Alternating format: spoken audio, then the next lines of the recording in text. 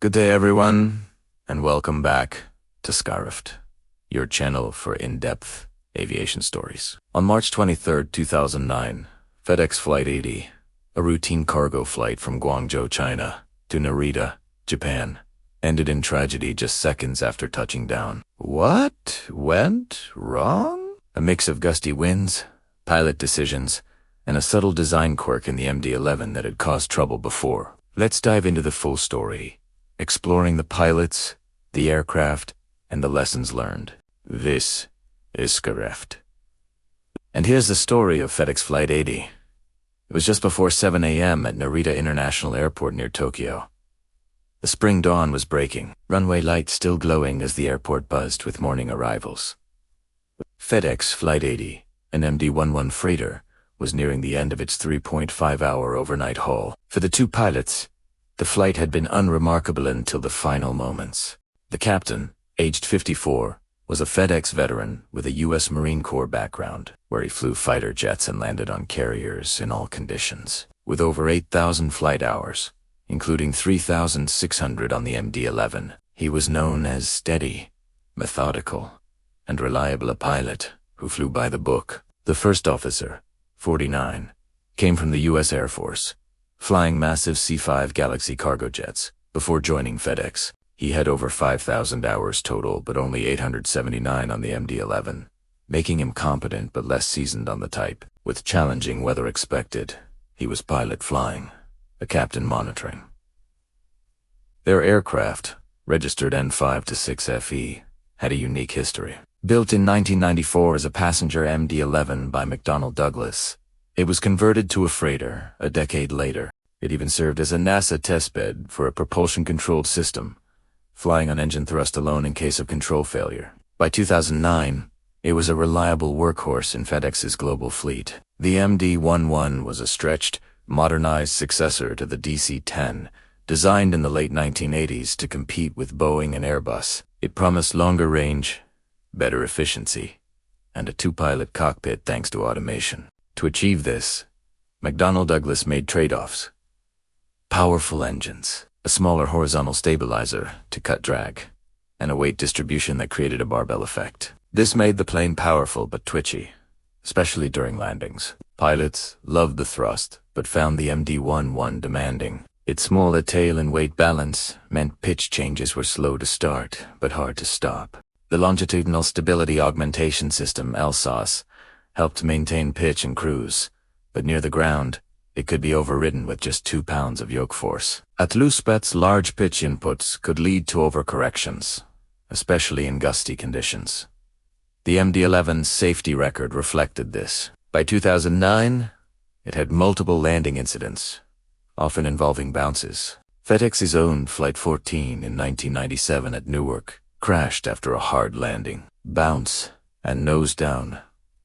Overcorrection, flipping the plane. China Airlines in 1999 and Lufthansa Cargo in 2010 saw similar fates. The pattern: hard touchdown, bounce, nose down input, structural failure.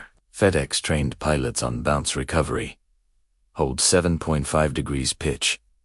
Add power. Go around if unstable. But this was a one-time simulator session, not recurrent, and focused on tail strikes over full bounce dynamics. Flight 80 left Guangzhou at 2 a.m., crossing the South China Sea into Japanese airspace. Cargo flights like this run overnight to connect packages for daytime delivery, meaning pilots often fly through circadian lows. The Anchorage-based crew had been on mixed Asia schedules, potentially disrupting their body clocks. About 45 minutes before landing, the first officer mentioned fatigue. The captain agreed, but suggested keeping each other alert, a common pilot tactic. Records showed adequate rest, but cargo ops push human limits, slowing reactions and narrowing focus. Descending into Narita, light turbulence rocked the plane. Checklists were completed. The approach briefed for runway 34 left. The challenge was the wind. Northwest at 30 knots, gusting to 40, with 20-knot swings. This caused crosswinds and headwind shifts, making airspeed erratic. Pilots add speed buffers and judge averages to maintain stability. Tower reported winds, and a pilot report of ±15 knots sheer below. 2,000 feet knot. Full winds here, but tricky. Updates followed.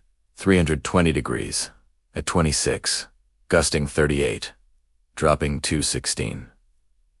The captain called stabilized, with a small laugh humor. To ease tension, not on final, at 200 feet, speed was high at 178 knots against a 164-knot target plus. Gust additive. 100 feet.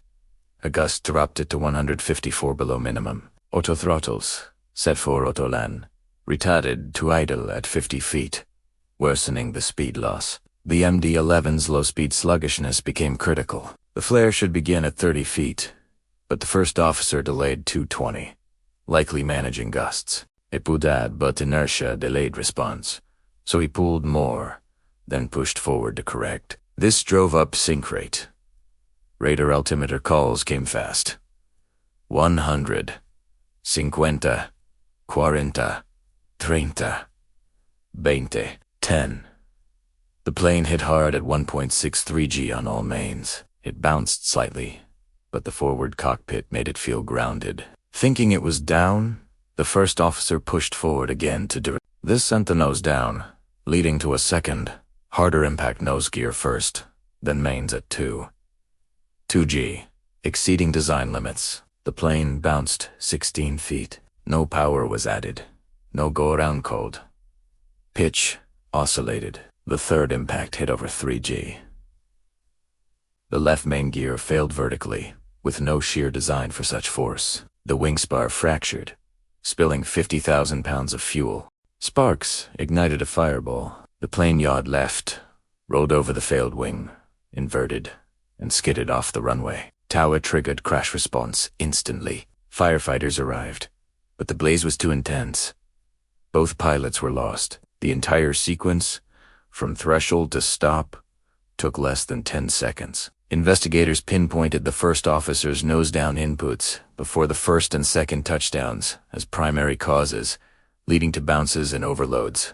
Contributing factors included gusty winds, airspeed swings, and the captain's lack of intervention. The MD-11's design eye approach speeds, forward cockpit, early autortal retard, and pitch sluggishness amplified the errors. Post-accident, operators overhauled training, recurrent bounce, stricter go-around rules and gusts, and manual landings to avoid auto-throttle issues. American Airlines, which always disconnected auto-throttles from manual landings, never had major MD-11 incidents. This crash underscores aviation's safety margins.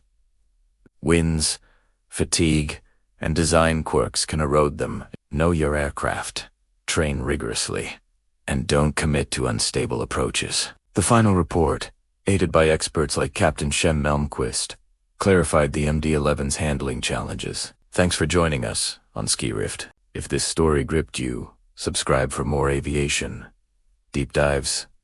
Like, comment, and share your thoughts. Fly safe, and we'll see you in the next one. This is Skyrift, signing off.